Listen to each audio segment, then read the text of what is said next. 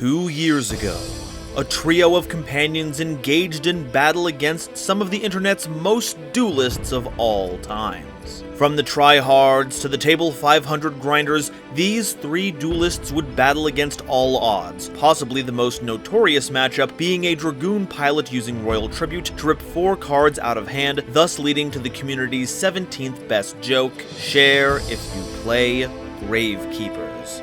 Hello everyone, GoldenNova here. Photon Hypernova released a piece of TCG exclusive support for this theme, and that's a good enough excuse for me to make a video about it. And honestly, it's about time. Premiering in the July 2003 core set, Pharaonic Guardian, Gravekeepers are, if Wikipedia is to be believed, the game's first archetype. And while Toons might be in a position to dispute that fact, what you can't argue with is the deck's legacy, having cropped up in format after format, largely off the back of a few very impactful monsters and one incredibly powerful field spell. These elite guards of the Pharaoh's Tomb are not to be trifled with, no matter what era of the game you're playing, because anytime the grave is relevant, so too are its keepers. Let's get started.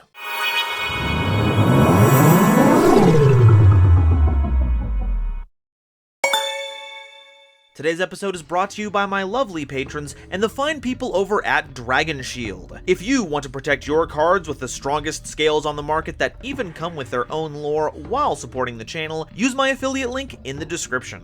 So, what's the deal with Gravekeepers? Well, they're a series of dark attribute spellcaster type monsters that actually cover a variety of effects. Some deal burn damage, some are spot removal, and some are just good value engines. But a majority of them care, either directly or indirectly, about having the field spell card Necrovalley in play. Necrovalley is a field spell card that grants all Gravekeepers monsters 500 attack and defense on both sides of the field, so beware the meta, I suppose. Cards in the grave can't be banished, and negate any card effect that would move a card in the grave to a different place, as well as card effects that change types or attributes in the grave. Now, there are two big things to keep in mind with this card. First off, it's a huge anti-meta call against a ton of decks. As graveyards grew more and more into a resource pool, the more effective it was to run this card. While it doesn't stop effects that trigger in the grave necessarily, like floating effects do, but any of them that banish cards from grave, summon from grave, or even just banish cards as cost from grave will not work. This means you could probably throw a dart at a wall of archetypes and 9 times out of 10 you'll hit a theme this card hurts. It's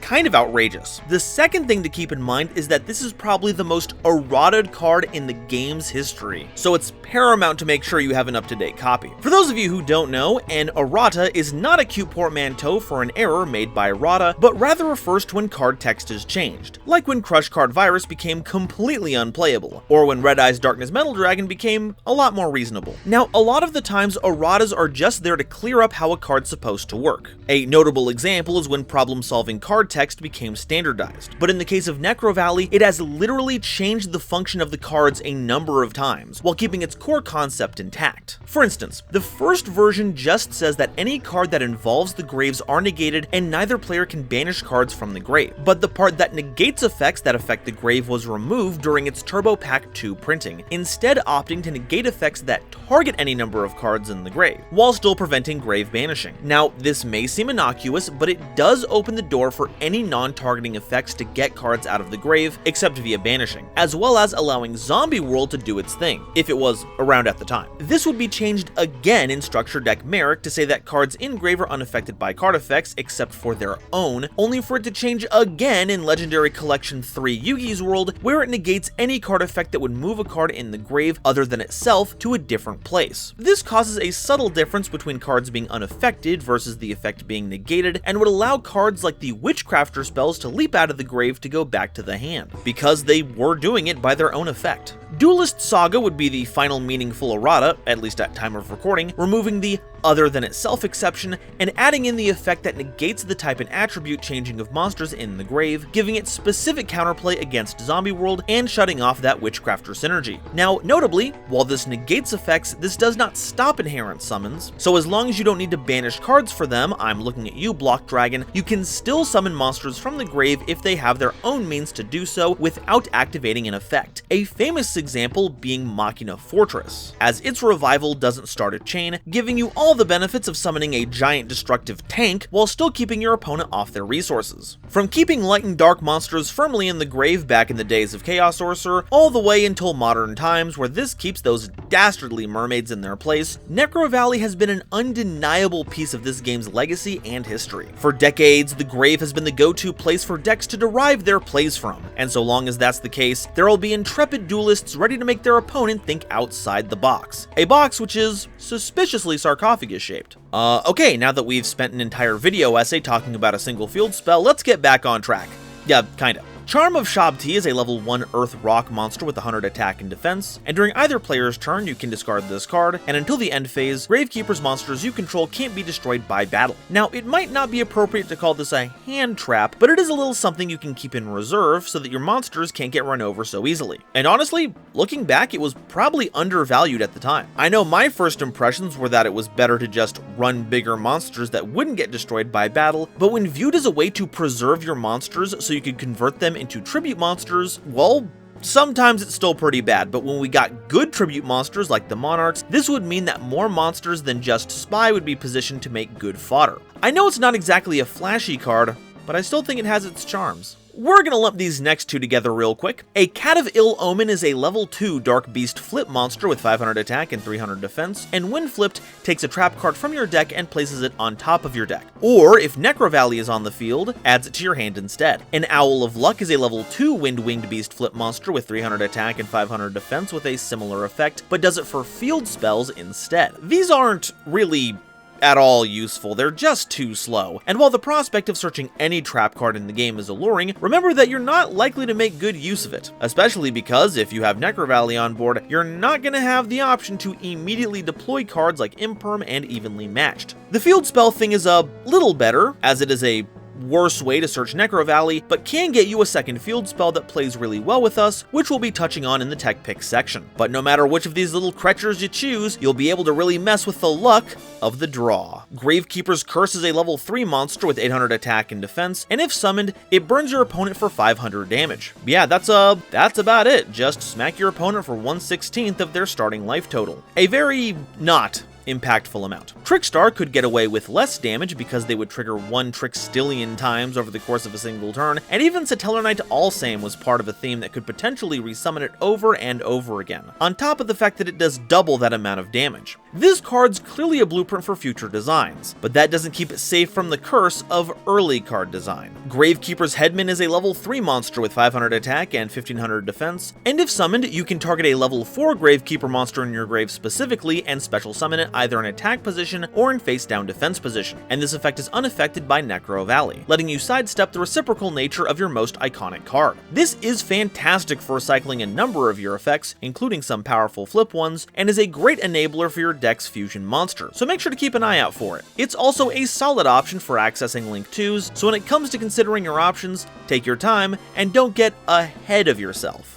Gravekeeper's Nobleman is a level 3 monster with 1000 attack and defense, and when this card is destroyed by battle with an opponent's attacking monster, you can special summon a Gravekeeper's monster from your deck in face-down defense position, except a copy of itself. Oh my god, okay, I remember all the hype this card had on release. It released near the end of Zexal before Arc V changed everything, but even then, destroying things by battle was already starting to become a liability. But that certainly didn't stop us from coping. It being able to access the entire Gravekeeper's arsenal and get them directly onto the field was viewed as a huge improvement over Recruiter, another piece of support we'll talk about in a bit. But it would turn out that Nobleman was just too slow to make the cut. The funny thing though is that we only just got to see what was written on this tablet that they hold so close in Inscription, the TCG exclusive we talked about earlier in the video. I think this beats out George R.R. Martin for longest wait for a piece of literature. That tablet has been hidden since ancient times. Gravekeeper's Priestess is a level 3 monster with 1000 attack and 1500 defense, and while there are no face-up field spells, the field is treated as Necrovalley, and all Gravekeeper's monsters on the field gain 200 attack and defense. Now notably, while it counts as having Necrovalley, it doesn't apply any of its effects. It's only helpful for cards that need to check if Necrovalley is on the board, though Priestess thankfully tries to emulate the bonus with a little 200-point bump. The effect has become a lot less relevant, not only because searching out Necrovalley is pretty pretty easy, but now that 2 people can have an active field spell, it's harder to keep that effect live, so you should probably consider passing this over when it comes to deck building. But don't worry, Ishizu stand-in, I'm sure we'll have plenty of time to catch up later, just you wait. Gravekeeper's Recruiter is a level 3 monster with 1200 attack and 1500 defense, and if this card you control is sent to your grave, you can add a Gravekeeper's monster with 1500 or less defense from your deck to your hand. This was, and still kind of is, one of the best pieces of resource management for the deck, replacing itself with an appropriate Gravekeeper when used for basically anything. A common tactic was to use this as fuel for Descendants removal effect, at which point you could float into another card, even a copy of itself since it doesn't exclude that. But it also has value as a blocker or as tribute fodder. The only problem is that the defense restriction keeps you from getting one of the deck's best walls, Spy. Though, with the game outpacing the speed of Spy and future support keeping that defense value in mind, this has become less of an issue. Damn, with an effect that good, they must have a wild recruitment program. What incentives do you think they have? Do you think they're still taking applicants? Gravekeeper's Vassal is a level 3 monster with 700 attack and 500 defense, and any battle damage this card inflicts to your opponent is treated as effect damage instead. This is the definition of a unique effect because no other card in the game does this. It bypasses any effect that protects from battle damage, think Waboku, and is actually a pretty cool idea that never got transferred to another card. Even though you could just slap this onto a card to give it a little extra texture for whatever reason you wanted. I think it'd be cool that monsters who fight primarily with like energy blasts use something like this. There's some other minor synergies with cards like Dark Room of Nightmare, but Vassal's attack is so low it's hardly worth mentioning. It's certainly at the bottom of the design barrel, but it'll be any day now before some poor designer vacillates on a piece of design and falls back on this. Gravekeeper's Ambusher is a level 4 monster with 1700 attack and 0 defense, and when this card is flipped face up, you can target a card in your opponent's grave and place it on the bottom of their deck. And if this card is sent from the field to the grave after they've been flipped face up, you can target a Necrovalley card in your grave and add it to your hand. And these effects are unaffected by Necrovalley. Notably, there are a ton of Necrovalley cards we can grab with this, and tugging a card under your opponent's deck ensures that, even if they out your field spell, they aren't getting that card back. But having its effect tied to being flipped is atrocious. It doesn't even have the decency of being classified as a flip monster, so it works with any support associated with them, so this card is basically a wash. Which is double sad, cause this looks like the Gravekeeper version of the Resident Evil 4 merchant. The Kukri draws the eye, but look at their coat and you'll see a knife, an axe, a sickle, and explosive. That's some good things on sale, stranger. Gravekeeper's Assailant is a level 4 monster with 1500 attack and defense, and when this card declares an attack while Necrovalley is on the field, target a face-up monster your opponent controls and change that target's battle position. This is a deceptively strong effect because not only is it going to be at 2000 once Necrovalley is live, you can effectively choose which battle stat to attack against, giving Assailant a much wider range of monsters it can clear. Just don't tell them that Link ratings aren't like a negative defense value. Watching them try to use that effect on Link monsters is so funny. Gravekeeper's Cannon Holder is a level 4 monster with 1400 attack and 1200 defense, and you contribute a Gravekeeper's monster, except copies of this card, to burn your opponent for 700 damage. Yup, we've got another member of the theme that loves burn damage. Starting to feel like you were meant to stall with this deck, then cook your opponent over time. Like Cannon Soldier, this isn't once per turn, but thankfully only lets you tribute on theme monsters, so it's a lot less exploitable, though 700 is a pretty sizable chunk. Combine this with Curse and you just knocked off 1200 points from your opponent. But despite looking at the positives, this is another card that can't be recommended for play since the investment is far too steep for not enough payoff. Thankfully though, despite the name, this card is not a canon event, so you can easily skip this. Gravekeeper's Commandant is a level 4 Earth monster, what in the world is up with that, with 1600 attack and 1500 defense, and you can discard this card to the grave to add a Necrovalley from your deck to your hand. Now notably, this only searches the field spell, not any Necrovalley card, but that's good all on its own. This is part of a cycle of field spell searching monsters that also discard themselves to find their associated spell, though where they auto-destruct if you don't have the field spell active, Commandant trades that out for a 500 attack debuff, which it will thankfully get back when Necrovalley is on the field, turning this into a surprisingly powerful normal summon if you don't need to search a copy of Necrovalley. And with all the support cards that we can use to recur this, even under Necrovalley, you can ensure you almost always have access to your flagship card. And that's not a request, that's a command. Aunt. Gravekeeper's Descendant is a level 4 monster with 1500 attack and 1200 defense, and you contribute one other face-up Gravekeeper's monster to target a card your opponent controls and destroy it. This was a huge boon to the deck when it came out, because it effectively takes Cannon Holder, turns the burn into removal, and now you can actually affect the board state. Wow! And because it's not once per turn, you can trade in the rest of your field to pick apart problem cards. Combine that with Recruiter, making sure you don't run dry on material, and you've got a recipe for some serious board control that a lot of future card design would descend from. Gravekeeper's Guard is a level 4 flip monster with 1000 attack and 1900 defense, and when flipped, you target a monster your opponent controls and return that target to the hand. Yup, that's a compulsory evacuation device on legs that already starts at a pretty decent defense value, but rockets up to 24 when Necrovalley is active, which walls just about anything aside from boss monsters. And unless those monsters have targeting protection, they aren't going to be safe either. Of our big flip monsters, Guard is arguably our more offensively oriented one, since it clears the way for attacks and should be given a good bit of consideration during deck building, because this Guard is really good at forcing your opponent to drop theirs. Gravekeeper's Heretic is a level 4 monster with 1800 attack and 1500 defense, and this card is unaffected by all other card effects as long as Necrovalley is also on the field. Now, you'll notice that it doesn't exclude Necrovalley from that, meaning that Heretic is a member of the theme that will not gain a stat bonus while Necrovalley is on the field, because it's also unaffected by that. Granted, had they made that exception, this would be a 2300 attack monster that'd be very difficult to interact with, but I'd argue that the theme still needs something along those lines to give it an edge. I also like that they gave Heretic a different staff from the usual one to set him apart from the rest of the archetype, a very nice art detail. Another detail I like is that they look like what would happen if Merrick and Bakura had a kid. This is true, don't at me. Gravekeeper's Spear Soldier is a level 4 monster with 1500 attack and 1000 defense, and it deals piercing battle damage. Not much else to say here. It can leverage it pretty well with the Necrovalley boost, bringing it up to 2000, but there really isn't much more to say here, so I think it's best we just soldier on. Gravekeeper's Spiritualist is a level 4 monster with 1500 attack and defense, and during your main phase, if Necrovalley is on the field, you can fusion summon a spellcaster fusion monster from your extra deck, using this card you control and other monsters from your hand or field as fusion material. Now, it is a bit clunky that it requires the field spell to activate the effect. Otherwise, this is a moderately sized vanilla, but this does mean that you get a discount on the usual fusion ingredients. The question is,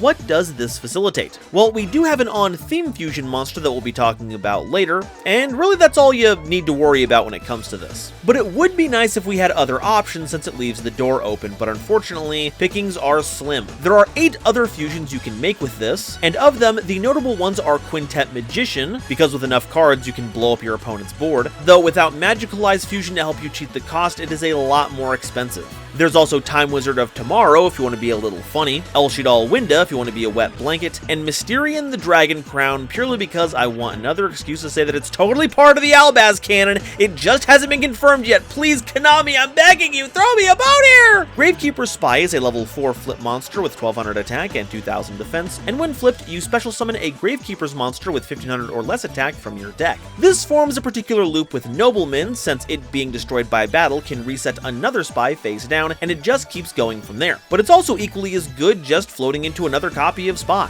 especially with Necrovalley boosting the team, turning this into a 1700 attack, 2500 defense wall that made for excellent tribute fodder, as those who played old school Monarchs can attest to. In fact, it wasn't uncommon to see this teched into a lot of decks, because even without the boost, the defense stat was great and was a great way to ensure field presence, as well as being a dark monster that you can banish for your chaos costs if you weren't playing Necrovalley, which means that over the course of a tournament, games would usually boil down to a battle of Spy versus Spy. Gravekeeper's Watcher is a level 4 monster with 1000 attack and defense, and during either player's turn, when your opponent activates a spell card, trap card, or monster effect that could make them discard when it resolves, you send this card from your hand to the grave to negate the activation, and if you do, destroy it.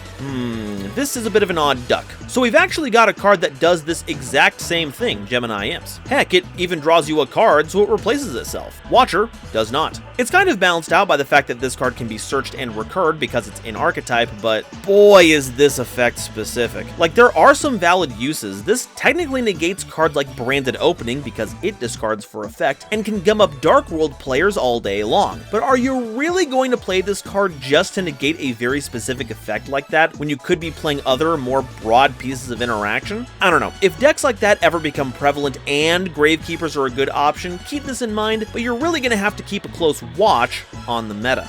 Gravekeeper's Chief is a level 5 monster that you can only control a single copy of. While it's on the field, your grave is unaffected by Necrovalley, and when this card is tribute summoned, you can target a Gravekeeper's monster in your grave and special summon it. There's not a lot this card helps with. You could potentially tribute Recruiter, then bring it back, netting you an extra search from it, or you could use this to transform one Gravekeeper's into another. The most notable effect is that it makes Necrovalley no longer reciprocal, it only affects your opponent. But that's not entirely a good thing. Since it just makes it unaffected, and it doesn't make it so your cards are unaffected by it, now your grave is wide open for your opponent to loot, giving them the chance to mess with your grave using cards like Called by the Grave or the Bestials. Honestly, I just don't think it's worth it. If you've already built your deck to accommodate Necrovalley, then accessing it with general card effects isn't really a chief concern. Gravekeeper Shaman is a level 6 monster with 1500 attack and defense, and gains 200 defense for each Gravekeeper's monster in your grave. It negates all monster effects that activate in the grave, except those of Gravekeeper monsters, and while Necrovalley is on the field, your opponent can't activate field spell cards. Also, field spell cards can't be destroyed by your opponent's card effects. Now, this is kind of a baller effect. Assuming you have Necrovalley, its stats are going to be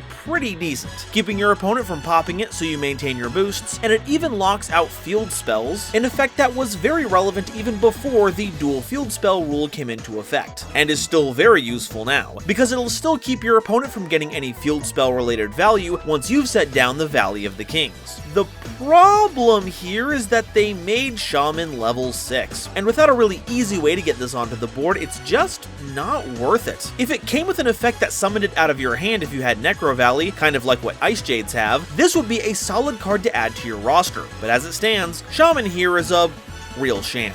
Gravekeeper's Visionary is a level 8 monster with 2000 attack and 1800 defense, and you can tribute summon this card by tributing a single Gravekeeper's monster. This card gains 200 attack for each Gravekeeper's monster in your grave, and if this card would be destroyed, you can discard a Gravekeeper's monster instead. As far as early boss monster design goes, there have definitely been worse. By helping you cheat the tribute cost, it's not as difficult to get onto the board, though I'd argue that its stat spread should only really require one tribute anyway. And its ability to protect itself does mean it's a bit of a safer investment. It also doesn't take much for this to get over 3k, especially with the Necrovalley boost, and each time you save this, it'll get a little bit stronger for it. But it just isn't anything more than a big body, and even when this was out, you needed to be doing more than this. What kind of visionary is this anyway? They don't have any sauce. Gravekeeper's Oracle is a level 10 monster with 2000 attack and 1500 defense, and in addition to the normal tribute procedure, you can tribute any 3 monsters or 1 Gravekeeper's monster, but you're not able to tribute set it this way. When this card is tribute summoned, you can activate any of these effects, and resolve in sequence up to the number of Gravekeeper's monsters tributed for its summon.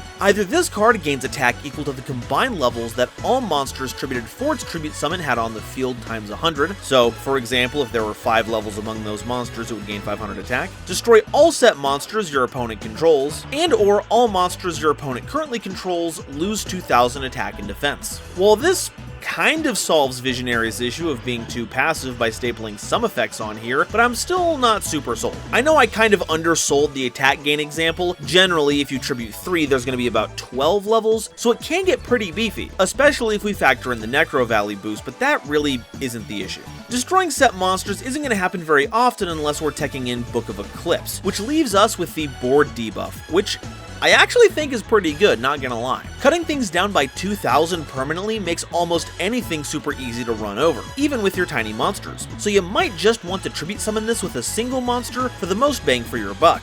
Now, with all that out of the way, how do they get their hair like that? Man's got a sideburn and beard combo like a medieval chain coif. How do you manage that? And with all our main deck monsters out of the way, let's take a quick detour to the extra deck. Gravekeeper's Supernaturalist is a level 7 fusion monster with 2000 attack attack and defense, requiring any 2 Gravekeeper's monsters as material. It gains attack and defense equal to the combined original level of the materials used for this monster summon times 100, and while Necrovalley is on the field, this card, and any card in your field zone, can't be destroyed by card effects. And during your main phase, you can activate this effect during the end phase of this turn, add a Gravekeeper's monster or Necrovalley card from your deck to your hand. This is another more recent piece of support for the theme, and currently lays claim to what has to be the most competent boss monster of the theme, and it's not even close. It's not, perfect, but it's still a big body that protects Necrovalley while also protecting itself, can get meaningfully big, and provides you with a consistent stream of card advantage. Granted, it's a delayed search that you only get during the end phase, so you're not able to utilize it to its fullest, but at least you get something, which is integral to any control strategy. And with the inclusion of Headman and Spiritualist to get your material and fusion effects cheaply and easily, at least it's more accessible than any other boss monster we've had.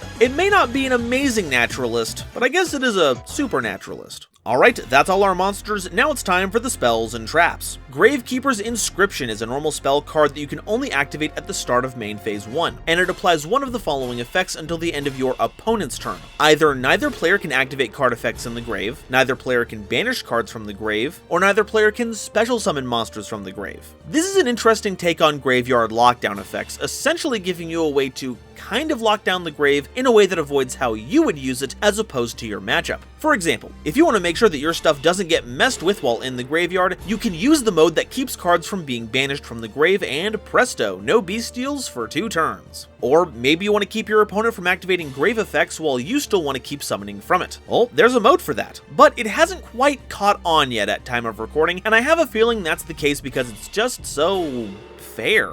You have to abide by the effect of the card as well, so it only has maximum power in corner cases, and as a spell speed 1 card, can be played around before it even resolves. That being said, I feel like this is an example of a card that just needs the right circumstances before it pops off, as I'm sure there'll be matchups where this is a total lockout, or worse, bypasses some crippling mandatory effect to enable something completely heinous. God, I really need to pick up Inscription again. Gravekeeper's Steal is a normal spell card that targets 2 Gravekeeper's monsters in your grave and adds them to your hand, and this effect can't be negated by Necrovalley. Hey, that's awesome! While having a general way to recycle your cards is cool, it's double cool that you can get back Commandant for another Necrovalley search, Recruiter for more monster searches, and Headman for some revival. It really is a huge steal. Necrovalley Throne is a normal spell card that either adds a Gravekeeper's monster from your deck to your hand, or immediately after this effect resolves, you normal summon a Gravekeeper's monster. Once again, pretty simple effect. It's a rota for the whole theme, and if you have what you need already, helps deploy them out faster. Or at the very least, can help you deploy them alongside an off-theme monster that needs your normal summon. It's a nice card, but nothing to get riled up over, so please, remain seated. Royal Tribute is a normal spell card that you can only activate if you control Necrovalley, and it causes both players to discard any monsters in their hands. This is probably the secret second reason why you would play Gravekeepers, because this is an outrageous card. Like, it might sound reciprocal, but since you can choose when you play it, it really isn't. Play all of your monsters first, then rip all of your opponents out of their hand. This may have the unfortunate side effect of enabling some graveyard effects, but with the increase of hand trap monsters, this card has gained a whole new dimension as a measure against those cards. It doesn't provide perfect information like it used to back in the day, where you'd have to confirm your opponent had no monsters left in hand, but at the very least you'll know they won't have any monsters, which is still a huge blessing. Honestly though, it just seems strange that this has nothing to do with tribute summoning. Seemed like that'd be a pretty easy connection to make here. Gravekeeper's Servant is a continuous spell card that forces your opponent to send a card from the top of their deck to the grave to declare an attack. It hardly has anything to do with the theme. I only mention it because A, it's got the name on there, and B, because older copies specified he/she for the opponent. So little tip to all my they/thems out there, if you find your opponent is playing an older copy of this card out in the dueling world, you're safe. Hidden Temples of Necrovalley is a continuous spell card that you can only activate if both a Gravekeeper's monster and a Necrovalley are on the field. Neither player can special summon monsters except Gravekeepers, and if either a Gravekeeper's monster or Necrovalley is not on the field at any given time, destroy this card. This can act as a little extra floodgate on top of your usual setup, hitting another of the game's core mechanics. The problem is that it's ridiculously fragile. Any piece of removal that deals with monsters or field spells essentially ends this card too, which isn't a thrilling proposition. It's a little better now that we have Supernaturalist, which helps protect both of those conditions, but because you can still do things like banish or bounce them, it's not much better. I'd also be remiss if I didn't mention that while no field spells are active, Priestess also fulfills all the conditions, but itself doesn't have any protection, so it's basically a moot point. Maybe further down the line we'll get a combo of cards that make this card viable, but because it's a very unfun floodgate, I'd be more than happy for this card to be relegated to the Legends of the Hidden Temple. Rite of Spirit is a normal trap card that targets a Gravekeeper's monster in your grave and special summons it, and this card's activation and effect are unaffected by Necrovalley. Hey, it's a back to the front specifically for our theme, allowing us to cheat Shaman into play right from the grave, and allowing you to revive Supernaturalist if it ever leaves the field, though it will be without the inherent attack boost. Still, since it's very important to keep our board stocked with monsters, running a few copies of this is easily the right thing to do.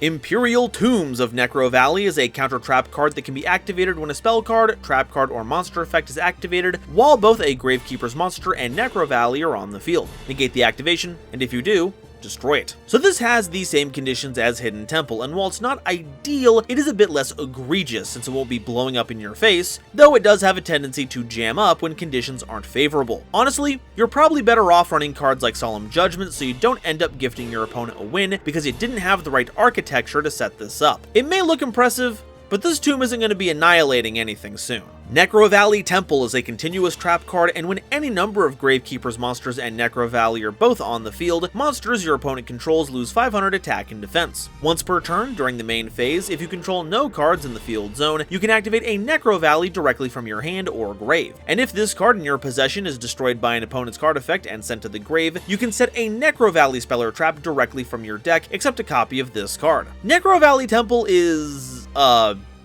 it's actually really good. Once Necrovalley itself is in rotation, this can put it back on the board if your opponent sends it to the grave. And while this does mean there will be a brief period which will cause Hidden Temples to go bye-bye, it does mean that Imperial Tombs is a lot easier to keep online. Not to mention the whole keeping the grave locked down thing, that's a little important. I also like that it just floats into another card if it gets popped. That way you can pivot into another line of play. And we can't discount that stat buff because combined with the field spell, that's a total 1000 point swing, which can really make the difference. This is easily one of the best pieces of legacy support this theme has had access to in a long time, and is the best chance this deck has for getting Neck over the top. So that's all the Gravekeeper's cards, but what do we do with them? Well, lacking a way to OTK without leaning on off-theme cards, we're really here to slow things down as much as possible, sneaking in some beatdowns as need be. However, since our deck isn't positioned to do anything particularly well that other decks can't already do, we have to assess how graveyard control interacts with the current meta. So our tech picks will revolve around other aspects of the game we have a hard time controlling. So what can we play to help them out? Well, as a dark deck, we can make prime use of Allure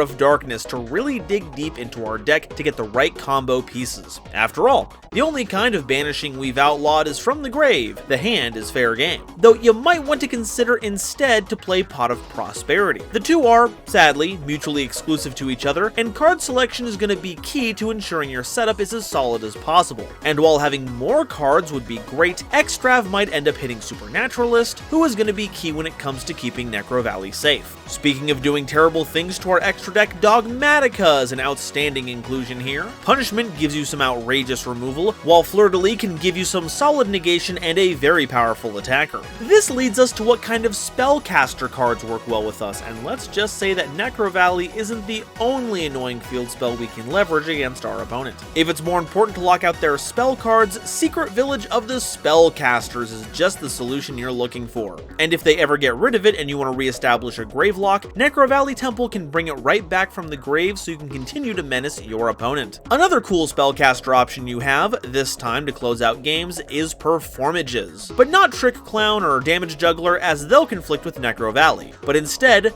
Trapeze Magician. It only takes 2 level 4 spellcasters, which we have many of, and once it's on board, you have access to a double attacker, which actually pairs up really well with Supernaturalist, because it can't be destroyed by any card effect while you have Necrovalley. 2 attacks is gonna look mighty fine on that big body, and with that protection, it ain't gonna go anywhere. Another funky rank 4 we can use is number 66, Master Key Beetle. Now, it's a bit redundant to use its effect on Necrovalley since we already have Supernaturalist to do that for us, but we actually have a much better target, Hidden Temples of Necrovalley. We'll need to summon Key Beetle before this hits board, obviously, put Hidden Temples under Key Beetle's protection, and now as long as you have it, it won't be able to destroy itself, even if you lose Necrovalley or your Gravekeepers. As for a silly tech pick, why not add a bit of dramatic flair to your stodgy old Gravekeepers with some stage magic? Mix in some Magician's left hand and right hand, and you can stop anything from pesky lightning storms to evenly matched. The card selection here may be slight, but won't stop you from some good sleight of hand.